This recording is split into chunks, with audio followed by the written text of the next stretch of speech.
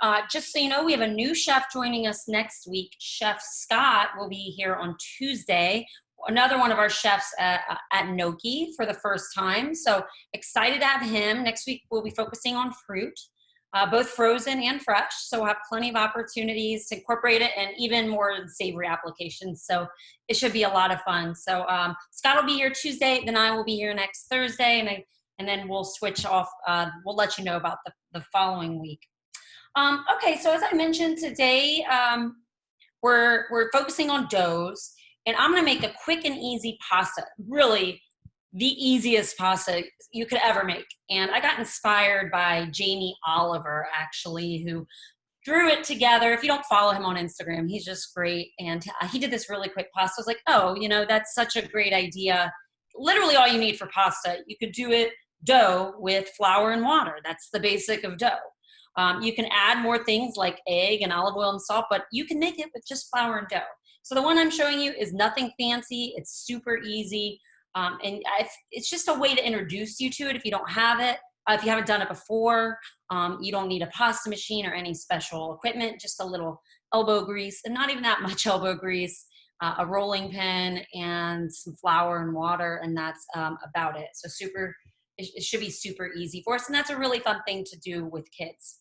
FYI, occasionally I get kicked off of here, so if that happens, don't worry, I'll be back as soon as I can.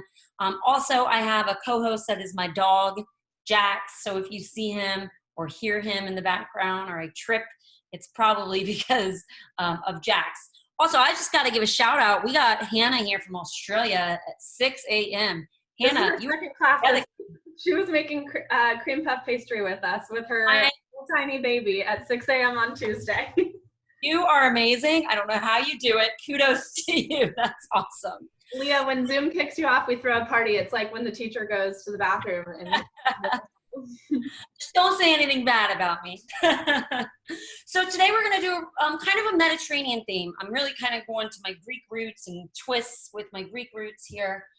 And with that being said, my Aunt Helen from my Greek side always says to cook with a glass of wine because it brings you joy. And Uncle Bill, Aunt Helen's husband, is a sommelier. And as always, he's been here to give us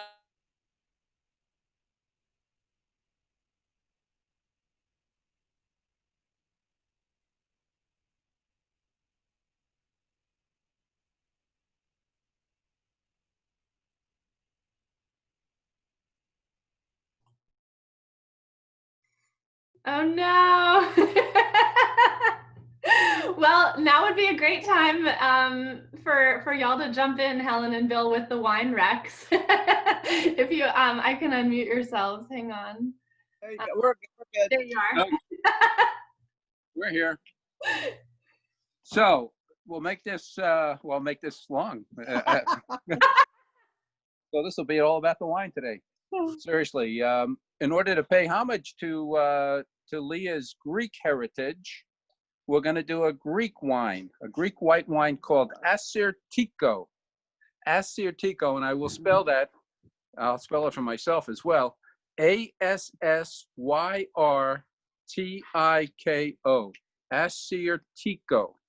Okay, that's a nice white, minerally. It's got some nice acidity. It's racy. It even has a little bit of a salt aroma to it, but not in the wine itself. Now, the good news is that Greek wines are getting much better, really, every single year. The bad news is you really can't find too many here in the United States. The closest one I found to me was about 20 miles away at a national chain called Total Wine. So that's around the country periodically, various places. I don't think you're going to find Greek wine in Trader Joe's, which we've mentioned in the past. So if you can't find this Greek wine, try an Orvieto Classico. Now that's from Umbria in Italy. It's a blended white wine of Malvasia and Trebbiano. Those are the grapes. You won't see that on the bottle, but it's Orvieto, Orvieto, from Umbria. Exactly, Remy. And if you can't find either of those, I believe there's shrimp in this pasta dish, and to me, shrimp and Sauvignon Blanc are perfect. Of course, those are rule number ones. And then for the turnover, the fruit turnover, I think a great match would be Moscato. That's the name of the wine and the grape, with a little bit of Frizzante. It's a little sparkling wine. I would not call it a sparkling wine. It just has some sparkles to it. They'll dance on your palate. And those would be our wine recommendations for today. So Thanks good. so much, Bill. Okay, Chef Leah. And Thank of you. course, I got kicked off right when I said I was going to get kicked off. So maybe we got. Tim and Sarah said you jinxed yourself. No. So I'm glad you jumped in there and just went with it. That was perfect. All right. Well, I went with rule number 2 today, which is there are no rules. And pour myself a glass of rosé. So cheers, y'all. Happy cooking. Always happy to be here with you. Pour whatever you like, whether it's wine or non-alcoholic or whatever you may say. But cheers. All right, let's get to the good stuff. I'm going to start by getting the curd and the my Greek turnover. You know, they're going to puff pastry. I'm doing it in phyllo dough, more like spanakopita might be rolled. And I thought it might be a little lighter and fun. I just wanted to. I thought it'd be fun, and you can do whatever you want. It's your food, and I'm doing what I want. This is my food. So I'm going to start by getting a raspberry sauce cooking. I'll just use raspberry jam for this. Frozen raspberries on hand. So all I'm going to do here is, I think you can see me there. I'm just going to put some raspberries, frozen, thawed. Even if they're straight from frozen, it'll be fine. A little bit of water. I already put the water in here just to consolidate. And some sugar. And this is a little sugar, really. The sugar's gonna just sweeten it up just a little to balance out the acidity of the raspberries. One reason I like frozen raspberries is because they're frozen at peak ripeness. So they're gonna be pretty sweet for raspberries anyway. And of course they last longer than fresh raspberries. So I'm just putting this in a pot, giving it a quick stir. It's mostly thawed. I just put it out for like, an hour while I was getting ready. And I'm just gonna put it over medium-low on the back burner and stir it every once in a while.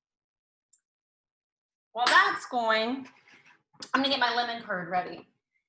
You can do lemon curd, you can do other citrus with your curd. It's basically like a sweet, citrusy, sour, creamy, delicious spread that you can put on things like biscuits or put on yogurt, or today we're over. So if you like being a little more tart, I'm a big fan of these. So what we're gonna do first is separate 4 eggs with the yolk here. And you can keep the whites to use for, you can use them for omelets or anything else you might need whites for. And egg whites freeze pretty well, don't they? Yes, whites will. The yolk generally won't. And you know what? I forgot another bowl. So let me just do this. So I'm just using the shell. You can also use a little egg separator or whatever you may have. Of course, it takes a little practice, but it's not too hard. I just put the yolk back and forth between the 2 halves of the shell to get that white out of there. Be gentle with it. You don't want to break it. Okay. And then 1, 2.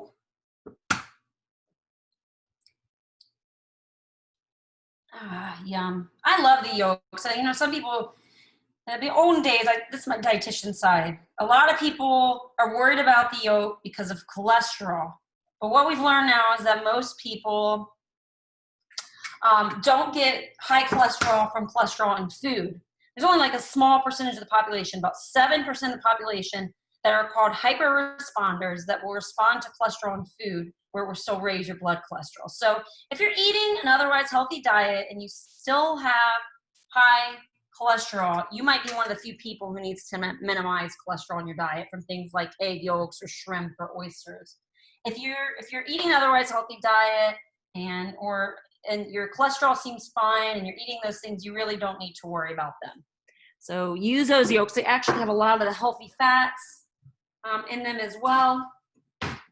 So like the omega-3s, so I tend to leave them in my diet, and they just taste good, to be quite honest. Okay, so I'm just gonna add these 4 egg yolks into the pan. And essentially a curd, I'm just gonna cook the egg yolk gently. You don't wanna scramble it. And a lot of people will actually do this over a double boiler. And if you look at recipes, some will tell you to. A double boiler is essentially when you put a pot over a pot of boiling water. And that just makes it much more less likely for you to burn it. I'm gonna be risky and just do it in my pot, but the trick here is that you need to constantly whisk it and really keep your eye on it.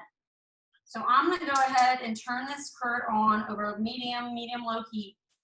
And then whisk these. I'm gonna whisk my yolk, lemon juice, and sugar together.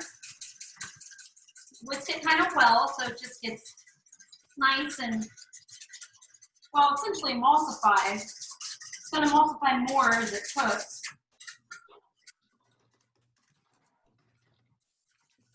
And then I'm gonna go ahead as this heats and add in my lemon zest and butter. And if you don't have salted butter, go ahead and add a little bit of salt too. A little salt in sweet applications, well, let me bring that up for you a little bit. A little salt in sweet applications will really help to highlight the flavors. So a little salt is generally good in most dishes, whether it's savory or sweet. Hey Leah, can I ask you a quick question about the turnovers? Yes.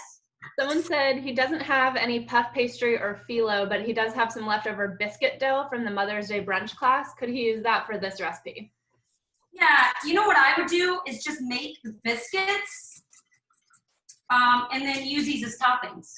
I think that would probably be your best bet, to be honest. That way you're not rolling it out and overworking it too much. Exactly. And you know, there might be another more creative pastry way to do it, but that's that Chef Zach might do.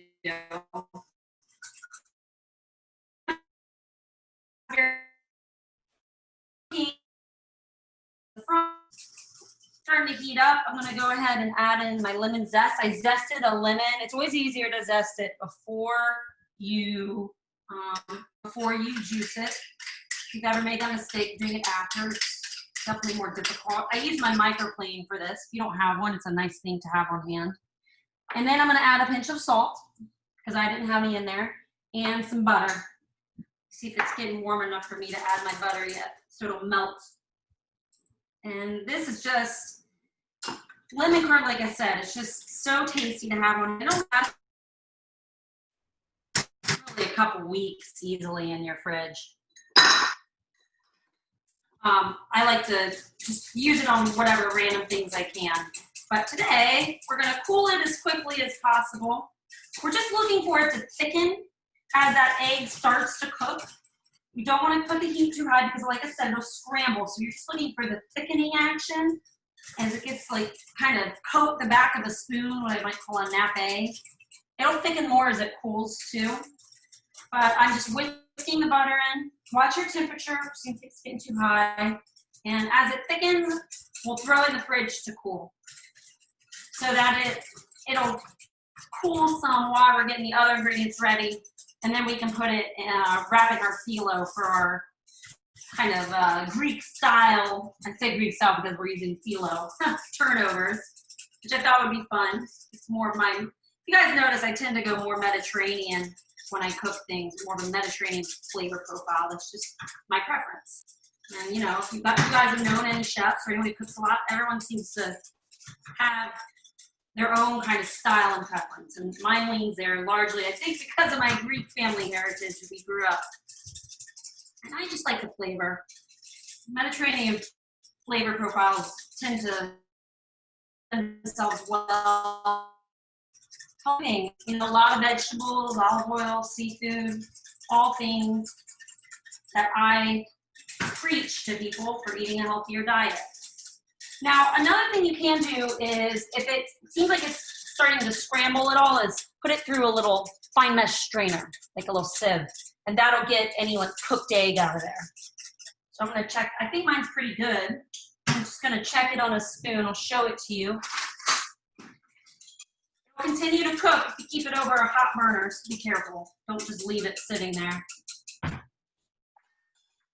All right, let's see.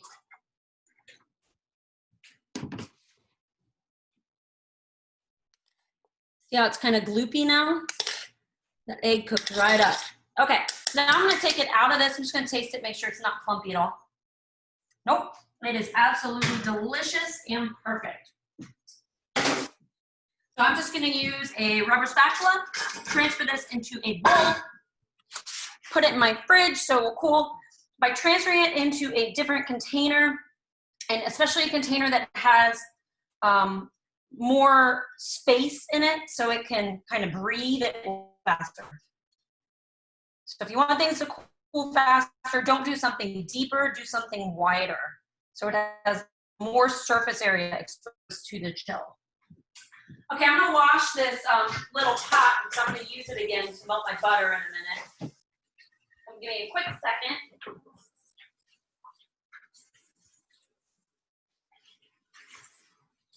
Yum, that's so good, y'all. Lemon curd is so simple.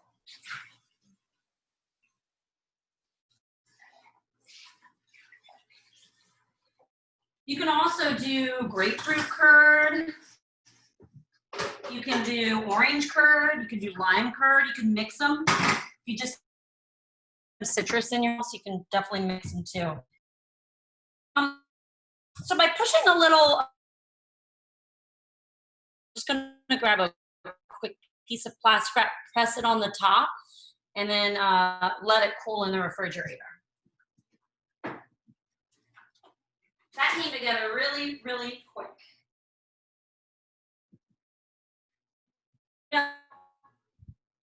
You can also do raspberry curd, and I thought about doing that. My very full fridge.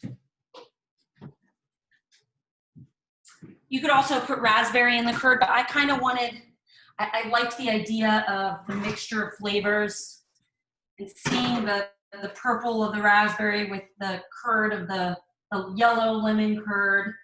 But you can do like fun flavor curds. You can really do whatever you want. Like I said, it's up to you. Okay, so our raspberry is getting a little thicker. I'm looking for it to be almost like a jam, like a thick sauce. You want to cook some of that water off. That's why you don't want to put too much, because anything that's frozen is going to let off more water as it cooks. While I'm doing that, I'm going to go ahead and heat pasta water to cook my pasta later. So get a pot of water boiling. And then I'm going to start to roll out some pasta. Really, really easy pasta. You don't have to feel intimidated by it. Okay, so here I just have some white flour. If you want to do whole wheat pretty much any time, and I would, I just don't have it. I do half whole wheat and half white. And that way you still get the gluten and the texture of the white, but you don't get, but you still get that whole wheat in there. Let me just check on my sauce. That raspberry is breaking down nicely. Turn it down just a little bit. All right, so I made a little bit of a well in the middle of my bowl of flour. And I'm also, let me add a little bit of salt in there too. Just a touch of salt. Mix those together. Add a little more flavor. If you want to do something like a spinach pasta, you would cook the spinach, drain it out, puree it with a little bit of water, and then you can make a nice fun green pasta. So I'm just gonna add a little bit of water, a couple tablespoons at a time in the middle, and stir it in the flour with my fork until a dough starts to form. And then, you know, you're gonna have to play a little bit with, you want a dough to come together, but not to be too dry. I'm gonna need a little bit of water, so I'm gonna add a little more. And if you add too much water, no big deal. Just add more flour. That's the great thing about this. It's a fun thing to do with the kids too.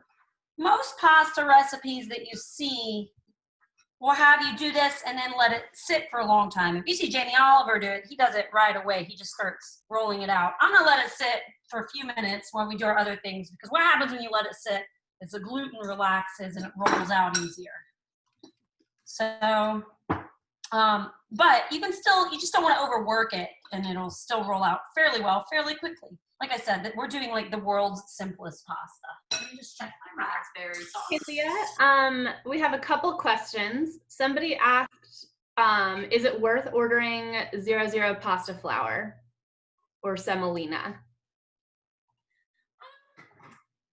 I like the taste and texture of semolina. If you're gonna make it often, I would, but otherwise, no, just use regular flour. You know, you don't need all these extra fancy ingredients when you can use the simple ones that you have on hand. On that note, if you think you're gonna keep making it, then yeah, by all means. For me, I don't make it that often, so it's not worth it. And then another question from Katie is, what is 4 large handfuls? And Katie, I can start by saying, since you're not adding anything like eggs, you don't have to worry about a strict ratio here. All you're doing is adding water as needed. So, no pun intended, needed. So just grab a fistful, and, you know, just generally speaking, a big handful is going to make a serving. But since you're just adding water and, you know, a little bit of salt, there's no need to be super precise. Leah, do you have anything to add to that? No, you're absolutely right. I mean, you could do 2 handfuls. It wouldn't matter. You could do more.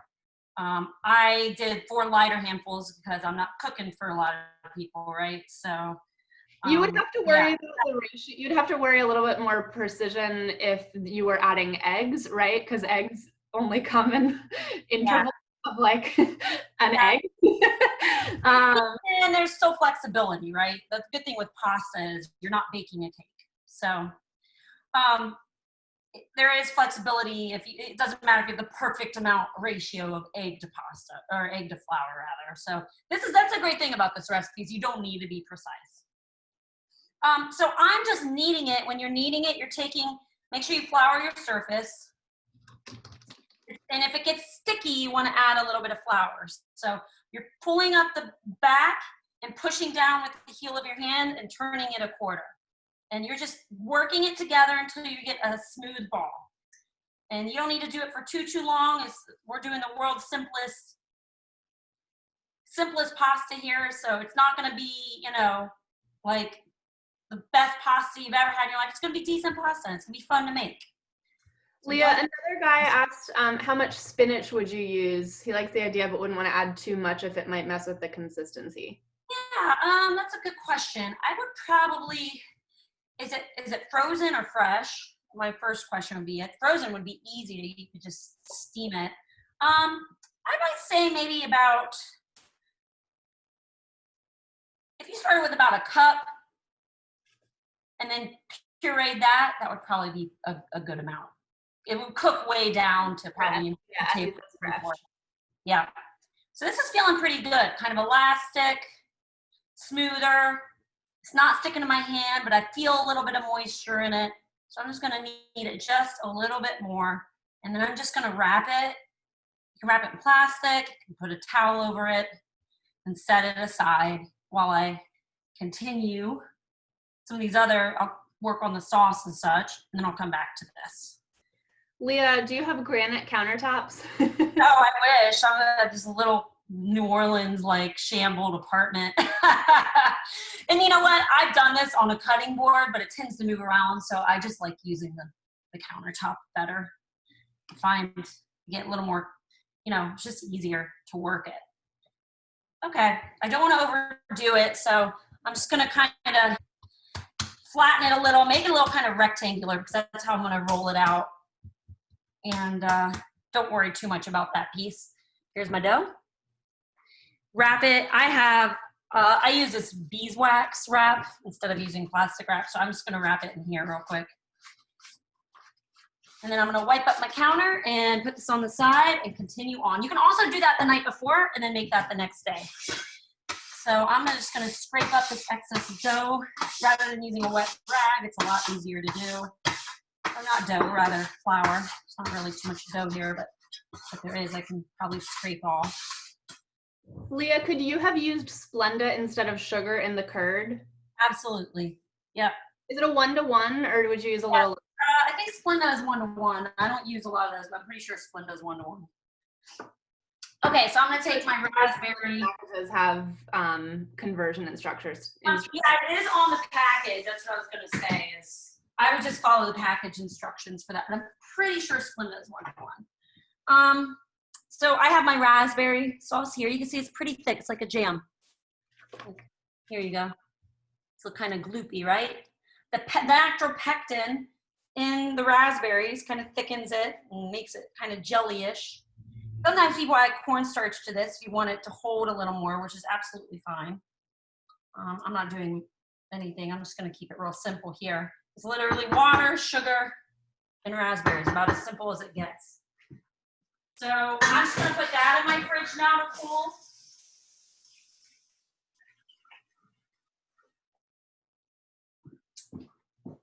Again, more surface area makes it cool faster.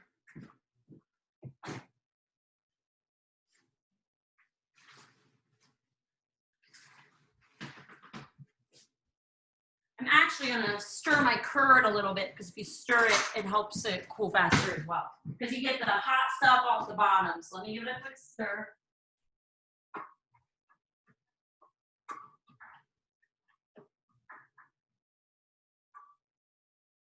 All right, smells delicious. Tastes delicious. I use my stirring spoon to taste it. All right, so now our pasta, that was easy. Have my extra bowl of flour over here. Give myself a quick wipe. And now we're gonna get our pasta sauce started. So I'm just gonna grab a cutting board. And my little mat to go underneath it. It keeps it from sliding around. A damp towel also does this. Highly recommend it. It keeps it from moving around. This is starting to lose its stickiness. But if you have the liners for your cabinets, if you cut a little piece of those liners, it works really well for to hold your cutting board in place. Okay, so now I'm just gonna get a saute pan heating, a large one, medium large. And then while that's heating, I'm going to cut either a couple shallots or a small onion. I didn't have any shallot, so I'm using an onion. Just gonna dice it. I cut down the middle of the onion where the root is, and then I peel it. I find it easier to peel after I've done that. Leah, backtracking real quick to the raspberry sauce, somebody missed what was added to thicken it. What could be added to thicken it? Did you say cornstarch? You can add a little bit of cornstarch in there to thicken it. But the thing is, cornstarch doesn't freeze well. So that sauce actually freezes really well as is. So if you want to do that, don't add cornstarch. But it's basically a quick raspberry jam. So I'm dicing my onion. And cornstarch, I think the ratio I said I used some the other day. Was it a tablespoon per cup or I think it's a tablespoon per cup. Or it might be a teaspoon per cup. I think it's a teaspoon per cup. That sounds about right, based on like pie fillings and stuff. Yep. But, you know, that doesn't need much. I might honestly, to that whole recipe, maybe add like a quarter to a half of a teaspoon. All right, so I have my small onion diced, and I'm gonna add my olive oil to my pan. I'm gonna be literal with it. Couple, 2-3 tablespoons.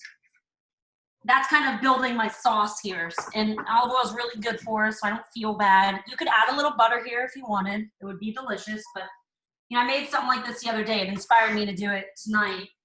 And I didn't add any butter, and it was super delicious. So I put my onion in, and while that's going, I'm also going to slice up some garlic. Fresh garlic is really delicious in here. You could use garlic powder if you don't have it, as always. And I'm gonna keep these a little chunkier. I'm actually gonna do a little more of a slice, even though they're kind of crushed. That's okay. You could also mince them. It doesn't really matter. Leah, Scott wants to know what kind of knife you're using. Gosh, what is this one? I've had it for so long. I think I've even lost the brand of it. Let's see, Scott. I have a shun here that I use a lot. Here's my shun. Whoop. This, I think, is a Wusthof. It's so old, I don't even know anymore. I used to have a sticker on it. I think it's one of my earlier chef knives I got. Over 10 years old. But they last you forever. That's the thing. You spend a lot of money on a good chef knife, and you keep it forever. You know, you spend $150, you can get a really decent chef knife, take care of it. Like I said, sharpen it at least once a year, and learn to use a knife steel to keep that blade. And you barely need to sharpen it at all when you do that. And then you keep a knife for 10, 20, 30 years. Okay, so now I'm just gonna give a quick slice to my garlic.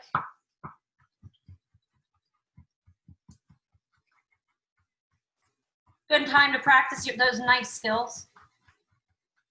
You don't want this to turn brown, so I hear my onions, it's kind of high, the temperature, so I just turn it down a little bit, more of a medium. I don't want it to fry in there, I just want them to get kind of golden. If you want to do more garlic in here, by all means, it will not hurt. This is one of those dishes I really rely on the garlic for it. So I'm going to add the garlic in there. Make sure, again, not too high, you'll burn that garlic.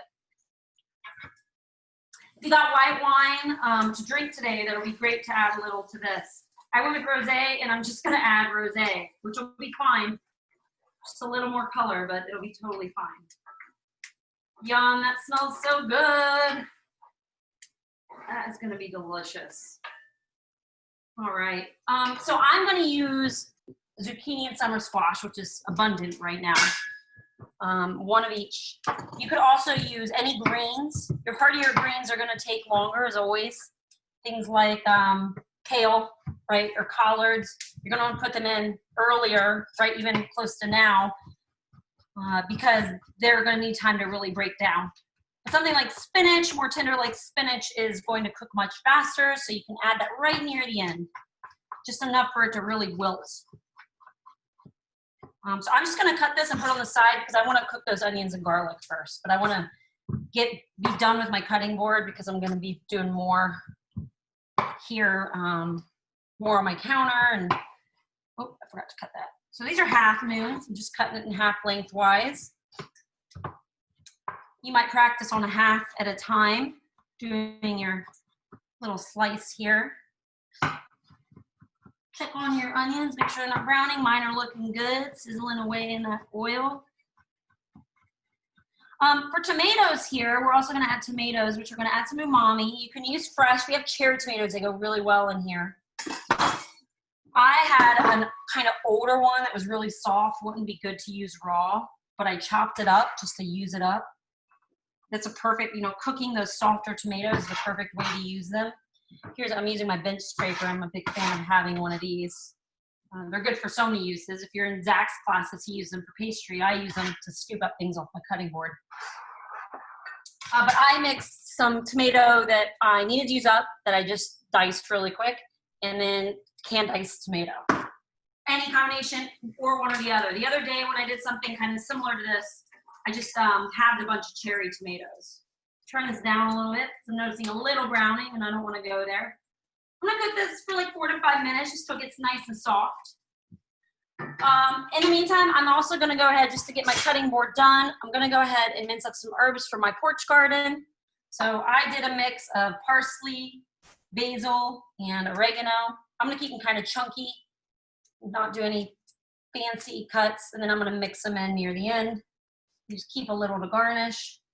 Again, with something like oregano or thyme would work well in here too. Run your fingers down opposite way. The leaves are growing and it comes off the stem very easily.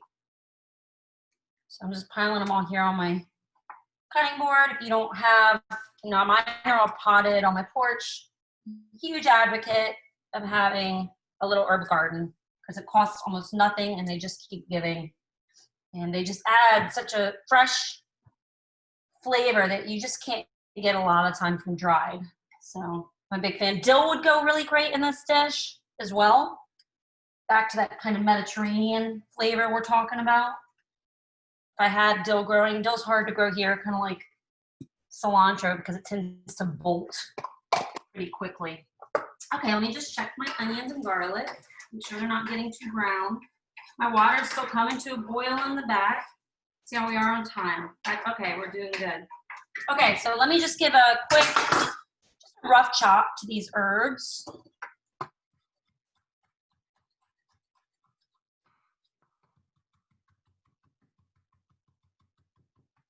Don't need to do anything fancy. We don't need to mince them super. They're gonna kind of cook down. I'm going for a more rustic look here, so a little bigger is okay. Container here that I wanted to put these in. I over cleaned. Okay, so I have my chopped herbs. I'm just going to put those to the side. And then wipe down my cutting board really well. I might even flip it over because I'm gonna roll out my pasta dough on here in a few minutes. Actually, not my pasta dough. Well, my turnover, I think, first. So, okay. So we got that done, and now we are going to go on to our turnovers. My pasta water is going, so I'm just gonna turn that down to low so it doesn't all cook down. Watching my onions and garlic, they're smelling really good. Might turn, I don't need to turn my fan on yet. It's not smoky in here. Once that cooks some, I'll show them to you. Once this cooks some, I will add in my zucchini and my wine and some red chili flakes and some tomato. Let that cook, and then I'm gonna add some shrimp and those fresh herbs at the end. Just let me cook for a couple more minutes. Okay, now let me go see how my fillings are doing for my turnover. And actually, you know, I meant to grab this other cutting board out. Let me grab this. I have a nice big one that works really well for cutting phyllo dough and for rolling dough. It's really more of a pastry board, so it's nice and big and square.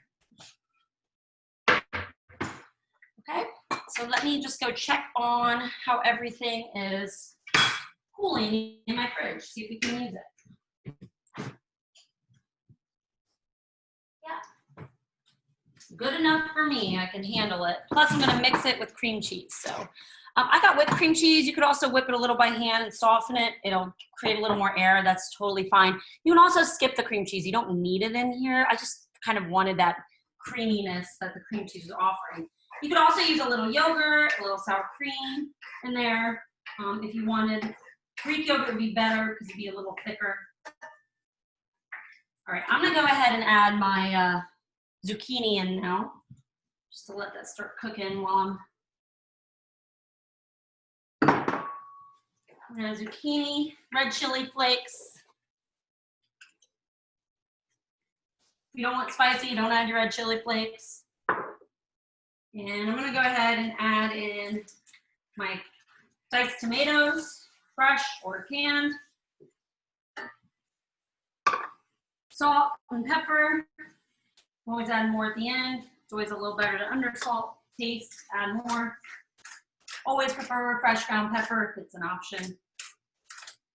If you're using any more dried seasonings, so if you're using like dried thyme or dried basil, now would be when you would put that in. You want to cook that a little longer than fresh.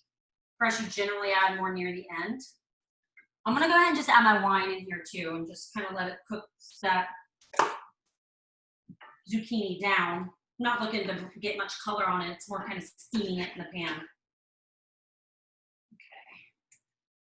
It'll get nice and juicy. I might even add a little more olive oil in there. We'll see. Okay, so I'm gonna let that go. Here I have my cream cheese, and I have a quarter cup of cream cheese. What was my recipe? It was a quarter cup of cream cheese to about a half a cup of lemon curd, which I'm just gonna eyeball. This isn't gonna kill you if you go too much one way or the other. So I'm just probably gonna be most of my lemon curd, to be honest. I might just use all of it. I'm just gonna do it by look, mix them together. Oh, that looks awesome. Cottage cheese would work well here too, if you had it. Some people, we forget how delicious cottage cheese is. I think that'll be good. I might do just a touch more lemon curd. That'll be good. A nice little yellow tinge there.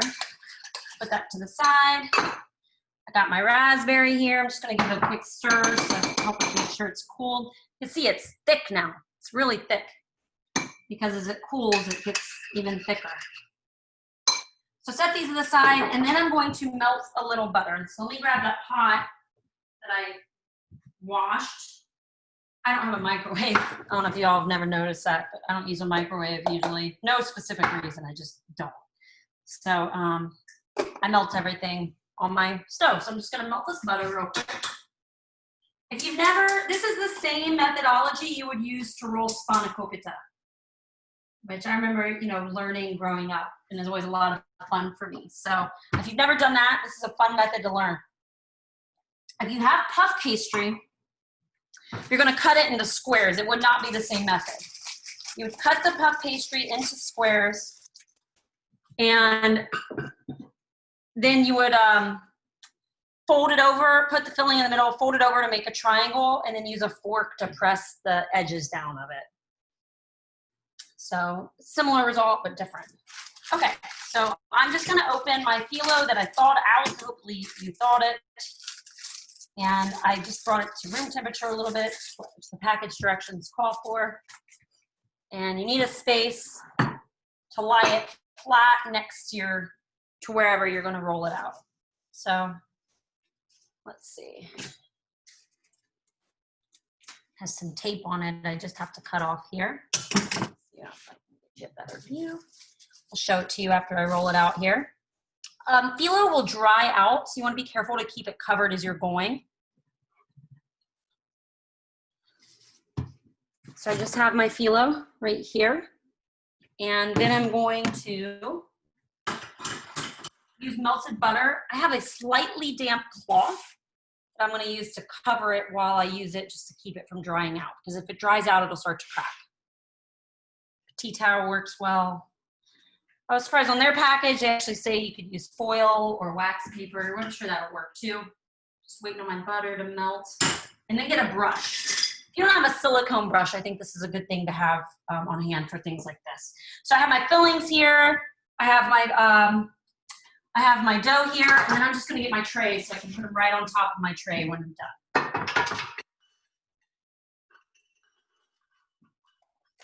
Okay?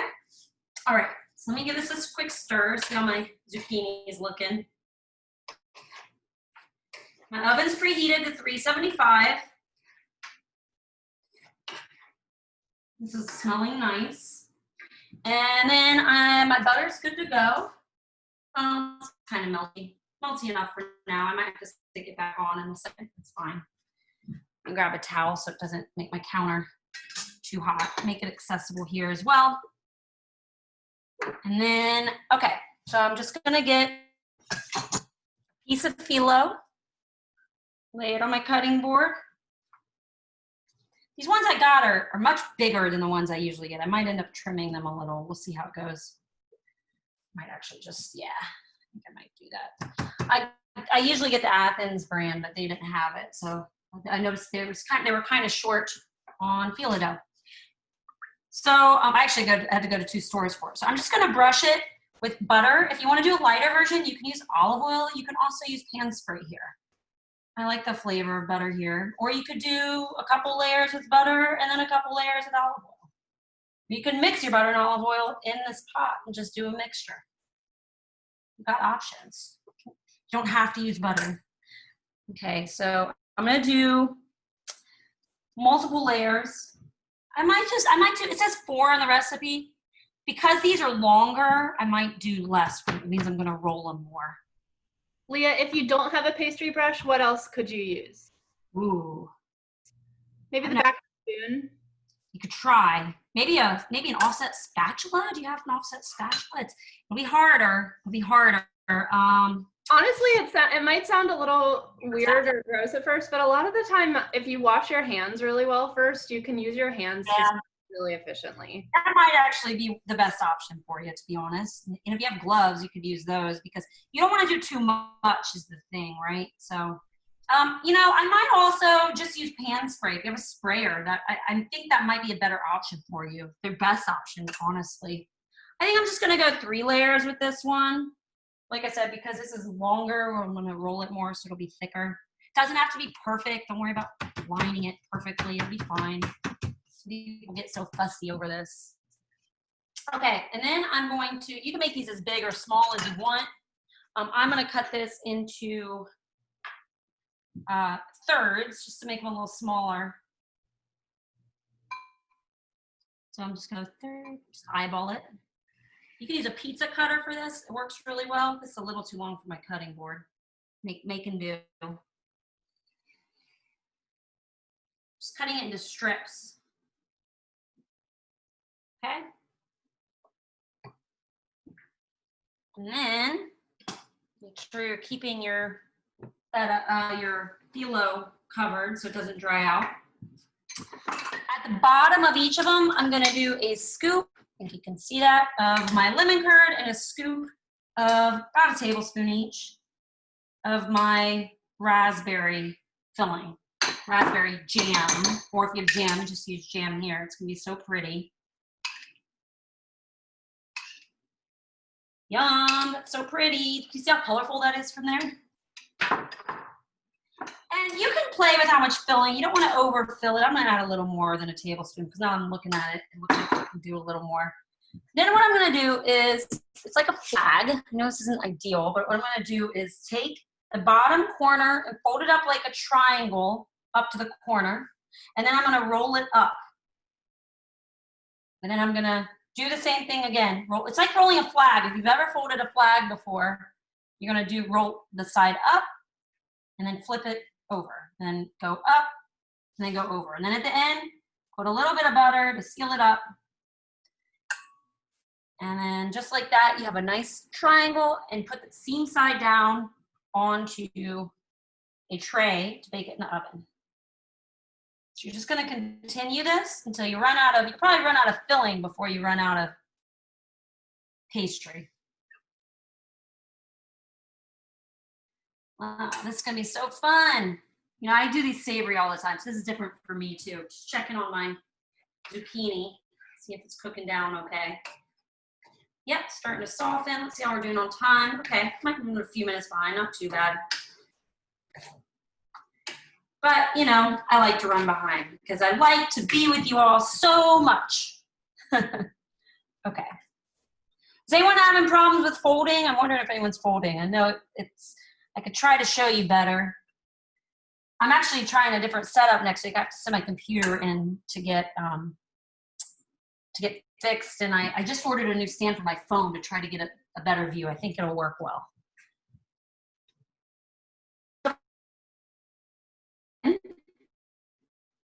With new sheets. It's cracked a little, but it's okay because I'm gonna add sheets on top of it that will help. If it's too bad, if it cracks too much, you might just wanna throw that sheet away and let it go to the phyllo gods. It'll be okay. Okay, quick brush. I'll probably get 6 out of this.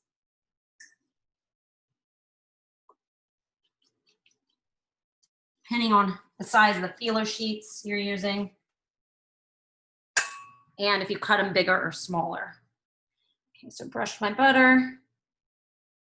Laying. This is fun. I find this very kind of cathartic.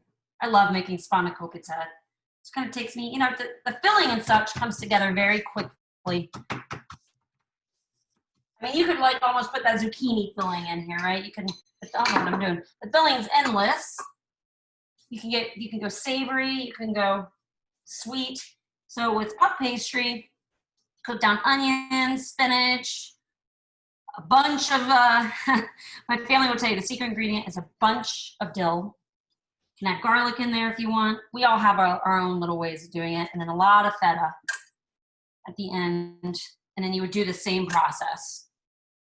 Okay, so I have my second layer, and I'm gonna do my third layer. Like I said, they're cracked a little, but that's okay. And you will see all brands of phyllo are not created equal. This is not my favorite brand, but it'll do. It's a little too long for me, for my likings. But, you know, in the time of COVID, we make do. Just checking on my sauce. It's looking good. My zucchini, I wanted to get just a little softer, so I'm gonna let it go for a few more minutes. Cover your phyllo back up so it doesn't dry out.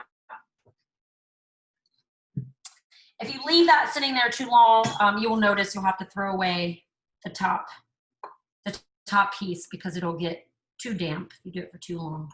Okay, so I'm gonna do the same thing, cut this into thirds. And it doesn't have to be perfect. Sure, you'll impress your family either way. Okay. And put my filling in, and then I'm gonna stop after these 6 so I can move on to my next, the pasta. But if you have more filling, feel free to continue with your last few. Leah, do you have a usual brand of phyllo that you always use? I think the Athens brand. And Helen, I know you're on here and you have an opinion on that. If she's listening. I usually get to Athens. Yeah, I said, Oh, never use Apollo. It rips all the time. yeah. Yeah, Affinos and Golden Flake are the ones I use. Either of those. Good to know. Thank you. She makes a lot of spanakopita too, like other members of my Greek family. They are who taught me. Tell them how much dill, Leah. Yeah, a lot of dill. Well, in Aunt Helen's word, it's a shit ton of dill. So, all right. So I have my last 3 rolled up, just like a flag. You know, when I was in safety patrol, that's when I learned how to roll a flag. So I always think back to that, back to elementary school and safety patrol. One last question about phyllo from Doug. Do you ever put shredded cheese in between the phyllo sheets, or are they too thin? I don't think I would between the sheets because it might rip. I would probably just do it in the filling. The one caveat I'll say is that I feel like you could probably use like a microplane for pecorino or something. Yeah, you're right. It probably would work. But I agree that probably I wouldn't do like actual shredded cheese. Okay, so now I'm just gonna brush the top. You can see my nice little triangles. I'm gonna brush the top with a little butter so they get nice and golden. And then I'm just gonna bake them in that oven. Yum, yum, yum. I'll show you. You can roll up the rest of your phyllo and refreeze it. What I will do when I'm done. I'm gonna put this in for 15 minutes at 375. Check and see how it is. Might need to go for up to 5 more minutes depending on your ovens. Let's start at 15. Keep your eye on it. Okay, so let me just give a quick roll to my phyllo. I kept it on the plastic wrap because that allows me to roll it back up pretty easily. So roll it, and then I will, what I do is wrap this in plastic wrap tightly and then label it and refreeze it. Move that out of my way. Got those in the oven. Let me put my fillings out of the way here. Smells really good, I gotta tell y'all. Okay, I'm excited for those. I don't make a lot of pastry stuff, so that's always fun for me. Little out of my usual zone. Okay, now we're going to roll out the pasta dough. I'm just gonna use the same cutting board. Make sure it's nice and dry. You don't want your pasta to stick to it.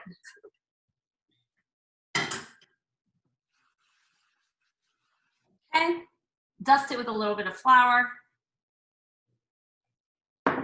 Dust your rolling pin with a little bit of flour. I really need to get a wooden rolling pin. I think that would work. It's a nice thing to have around. It's much easier to handle. It's one thing on my wish list, wooden rolling pin. All right, I think when I'm done with this, I'll be ready to add my last few ingredients to my pasta sauce. Okay, so I have my dough. And I'm just gonna kind of press it into, make sure that you dust it with a little flour so it doesn't stick. Press it into kind of rectangular shape. And then we're just gonna start to roll it. And we're gonna get it as thin as possible. If it starts to stick, put more flour on. Looks good. You know, it's close to like an eighth to a quarter of an inch. If it starts to get too long, you can cut it in half, but I think it'll be okay. Yeah. Okay, don't let it stick. Wood cutting board is good for this because it doesn't stick as much either. Make sure you have some on your cutting board as well.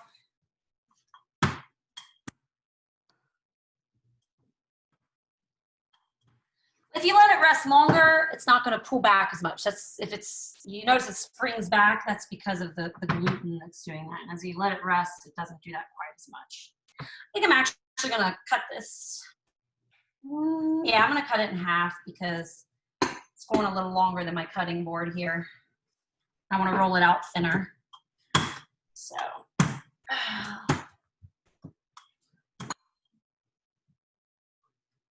You don't want it to go square, you want it to go longer. I'm just out a little on the sides right there real quick. Feels like a nice dough. I really want to do pizza with y'all, but I can't even find yeast to show it to you, so I think you're not going to be able to do yeast either. I love doing pizza dough and then keeping frozen dough in my fridge. This is almost good. Don't worry if your edges aren't straight. We can trim those off. Not a big deal. So if you hadn't started, I would probably just divide your dough in half from the beginning. Okay, get in there. Dust it with a little flour. Starting to stick a little bit, so.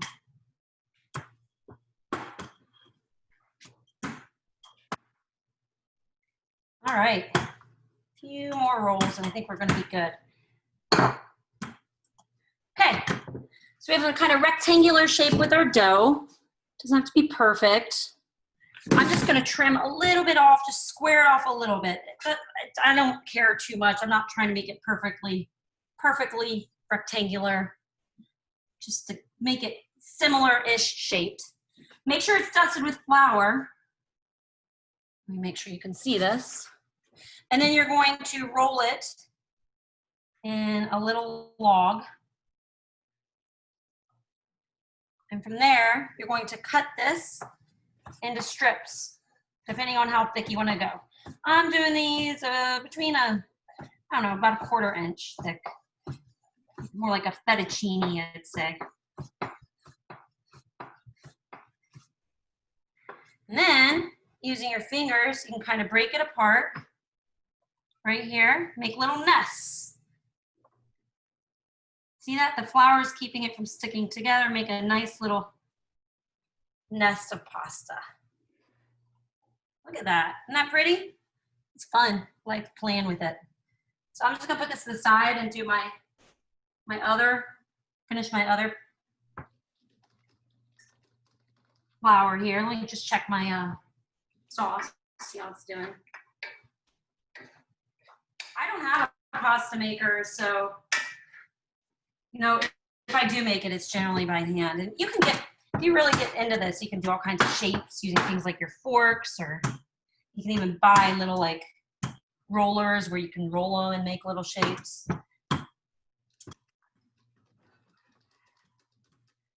Let's see. All right. Flour it a little more. Has anyone here tried making fresh pasta before? Or is anyone making it now? Here's how it's going for you.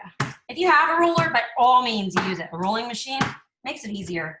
You just start on the biggest setting and go down to the smallest setting, little by little. It just makes life a little easier. And you know, if you have a mixer, a lot of mixers, just actually not a lot of mixers.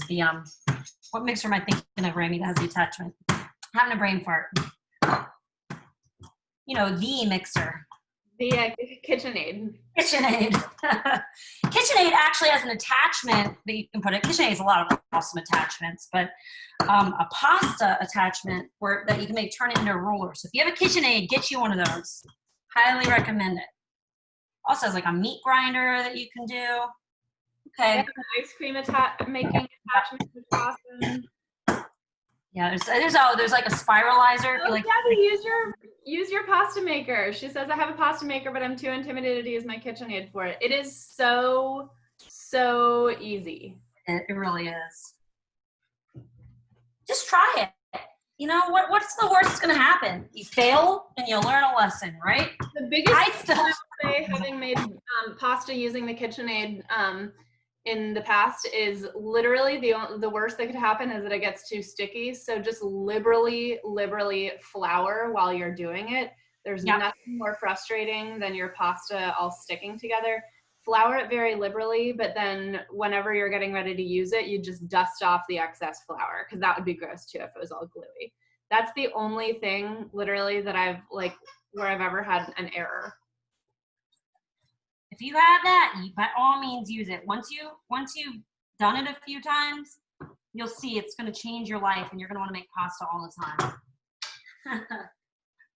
All right, my sauce is cooking down a lot. I'm actually going to add a little more liquid to it because it's getting a little thicker than I want it to. I want it to be a little more liquidy before I add my shrimp in there. So I just add a little water. You can also do stock or a little more wine. Okay, there's my pasta. Pretty easy. Gave me a little bit of a workout, but it's, look how fun that is, right? Here, I'll show it to you. Bring my computer over.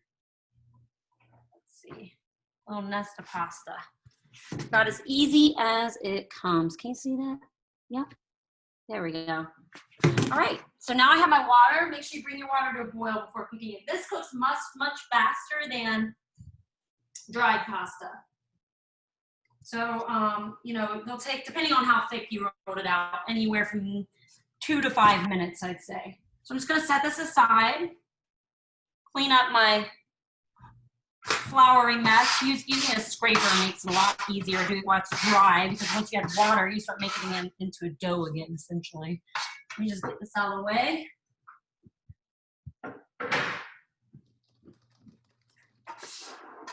And then what all I'm gonna do is toss my shrimp into that sauce. Actually ran out of lemon, or might squeeze a little fresh lemon juice, but it'll still be fine. There's plenty of acidity between the wine and the tomato in there. But I'm gonna add my shrimp, my fresh herbs, taste it, let it cook, and then at the end, I will toss in my feta cheese with my fresh pasta, and it will be delicious. Okay. I'm wiping this up with a dry cloth, and then I'll wipe wet after I get all that loose flour. I'll make a mess. All right, great. No mess necessary. Okay, look at that, nice clean counter. Okay, so I'm just gonna toss, I have shrimp peeled and deveined. And I'm gonna turn up the heat a little bit just to heat it up. Shrimp doesn't take very long to cook, and I'm gonna add most of my fresh herbs. I'm gonna keep just a little for garnish. But I'm going heavy on the herbs for this. It's kind of what I'm really relying on to brighten up my pasta. That's only gonna take a couple more minutes. And just waiting for that water to come back up to a boil. Pretty close. Should have done it just a little sooner. And then as soon as I do that, I'm going to cook my pasta, toss it with my shrimp. This would also be great with a little Parmesan, even though some people say not to put Parmesan with seafood. I disagree. And you can do whatever you want because it's your food. But the shrimp, depending on how big they are, will only take a few minutes to cook. I did a similar dish to this the other day where I broiled it. I added the shrimp and I added the feta and I put it in the broiler in the oven, and it was super delicious. Look at that. Isn't that pretty? So I'm really just looking for the shrimp not to be opaque anymore. That's going to mean that it's cooked through. Okay, so I'm just going to go ahead and add my pasta to my water. And it looks like my turnovers will be done in just a second. Make sure that you separate it as you're dropping it in. Just going to add a little more. And then you stir it. It'll start to come to the top to tell you that it's cooking as well. I didn't add any salt to my pasta water, so I'm adding some of that now. All right, so now we're just gonna wait for those last few things to finish cooking, and then we are going to be good to go. So I'd love if there are any questions at the moment. Look at that. Megan said about the pasta, a food fail is still usually edible. And then Helen rescue it.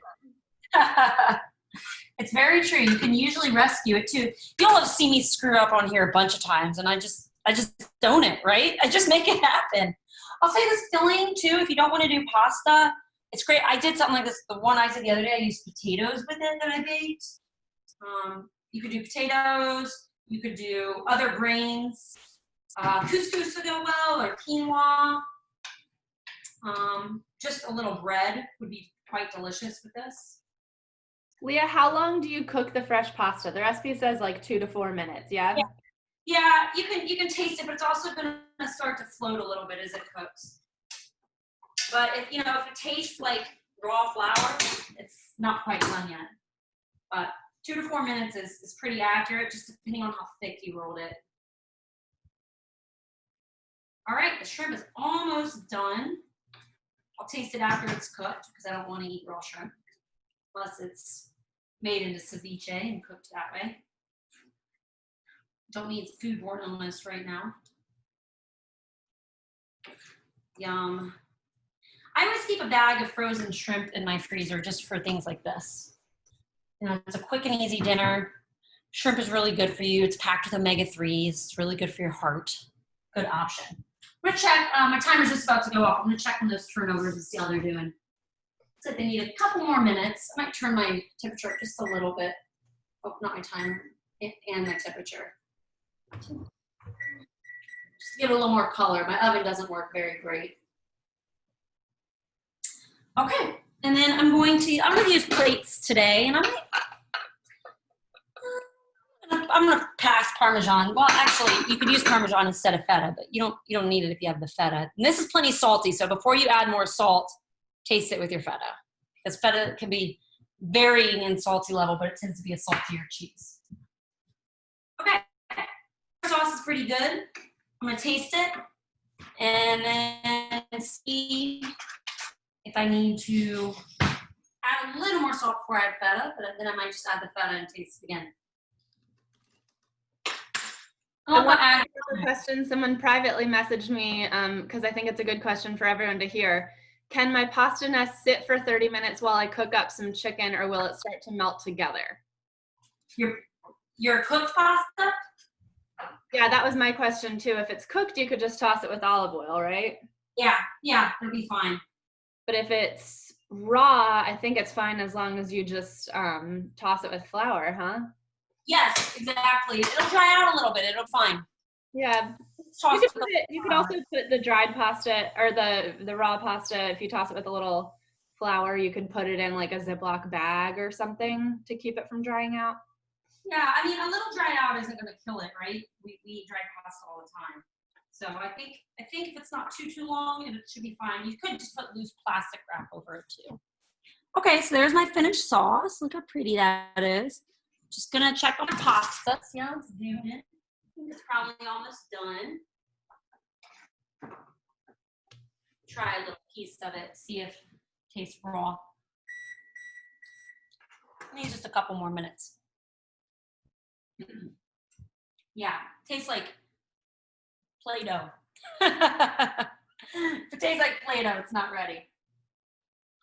So, you know, it's a rare that I have a few extra minutes at the end.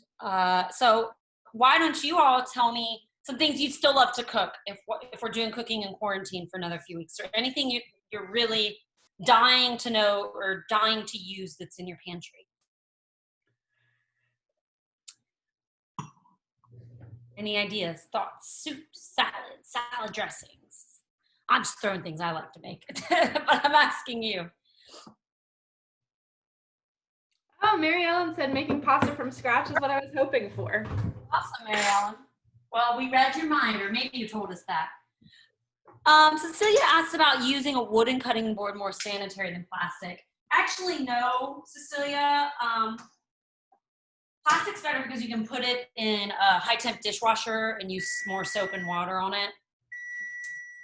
Bamboo does have some antiseptic qualities to it. If I generally, you know, what I say is things like raw meat and such, I generally say more of a plastic board.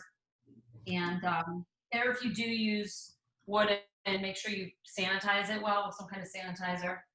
Or keep your meat board and your veg board separate. All right, let me see my turnovers. Ooh, they're oozing out. I think that means they're done. All right.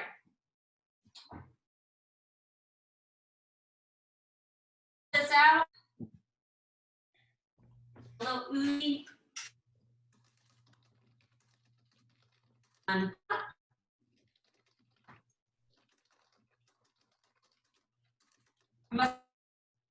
Okay, they aren't all oozed.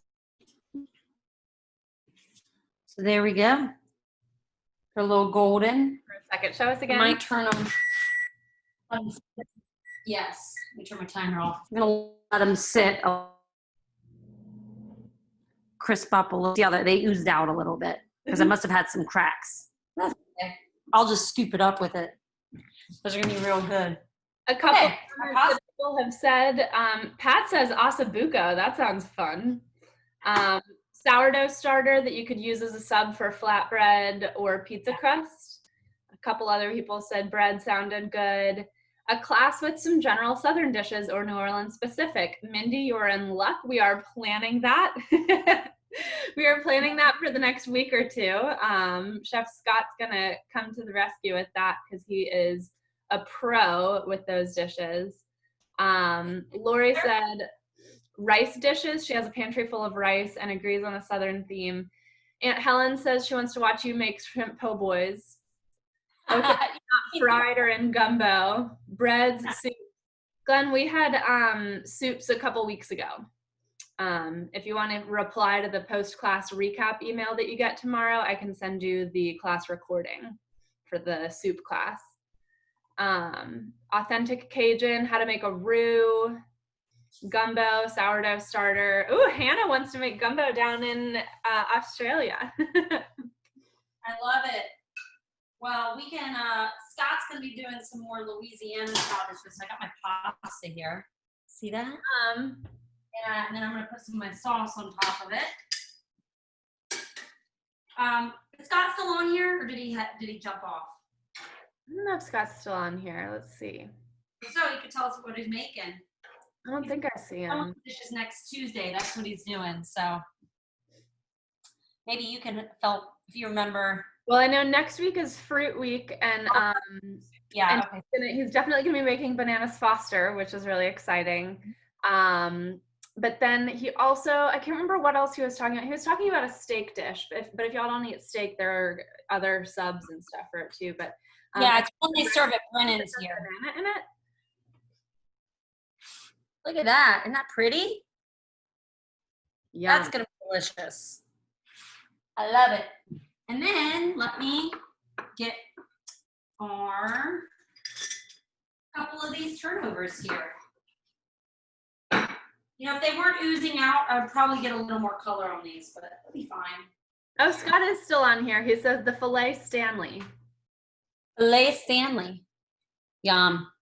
Which also uses bananas, right? Doesn't that look tasty? Yeah, I think it'd be good too if you wanted to make them and pop them in the back of the oven or the toaster oven for breakfast or a snack. They will reheat well. All right. Well, thank you all. This is fun. I hope you had a good time. I enjoyed today with you. Thanks for coming. I will be back on Thursday. Yeah. Oh, wait. Next Thursday. Yes. Yep. Next Thursday, the 21st. Y'all, we've had a couple people recently say that our emails, the emails that I send y'all related to class are going to spam.